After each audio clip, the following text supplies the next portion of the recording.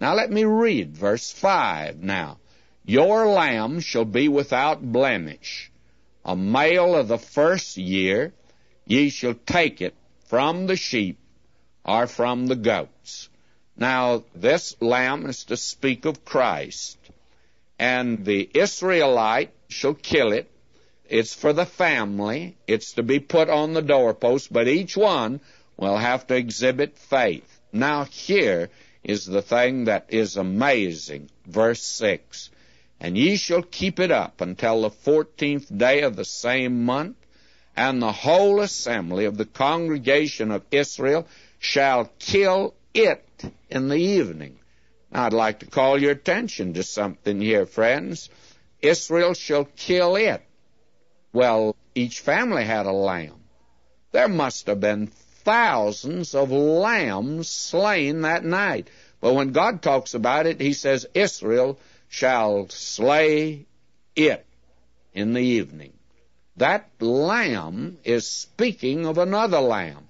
Christ, our Passover, is offered for us. And God looked at it as one lamb. You see, all of that's pointing to the coming of the Lord Jesus Christ into the world.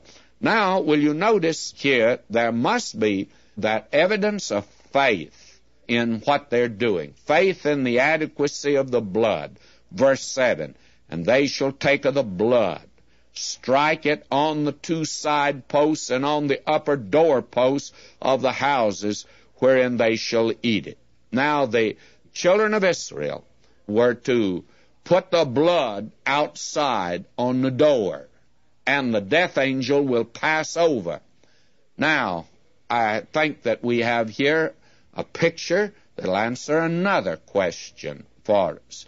Now, there are many people that have written in, and they say, at the time of the rapture, what about the little children of believers?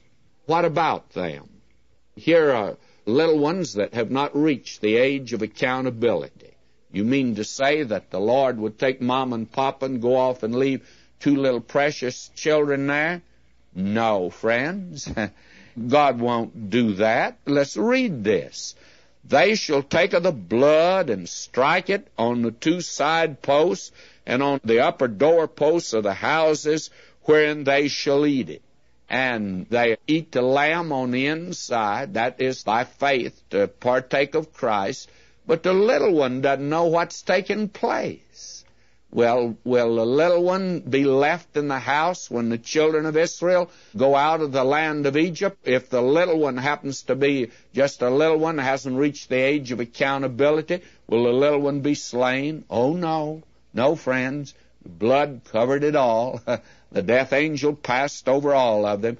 And I assume from this picture that the children that have not reached the age of accountability in every home at the time of the rapture will be taken, covered by the blood, if you please. God would not leave them any more than he left them in the days when the children of Israel were redeemed and went out of the land of Egypt.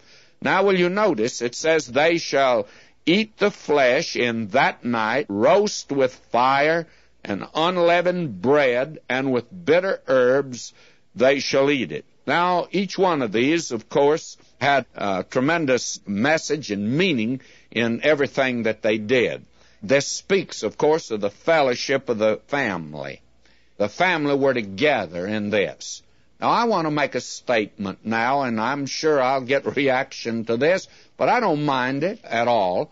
We today, in our very highly organized Bible schools and in our church programs, we put the juniors here and the junior highs there and the high school over here. Can you well understand that Moses telling them to put all the children in the nursery over at the palace of Pharaoh, because that's where he was raised, and to take the juniors down to the volleyball court? May I say to you, there'd been a lot of children would have missed out that night on the Exodus. May I say this is done by families. And I'm afraid that our churches today have been guilty of dividing families. We ought to have families together in church. I'm a square, I grant that, But you see, I started off as a young preacher up in Middle Tennessee, and I was pastor of a city church, however, but I used to go in the summer because I guess I'm a country boy, and I went up in Middle Tennessee and held meetings in those country churches and had the best time of my life.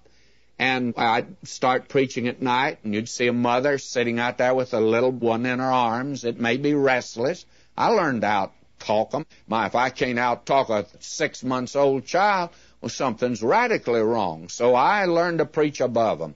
And that little one go to sleep. The mother would pick it up, take it to the back of the church. They had a pallet there, put the little one down.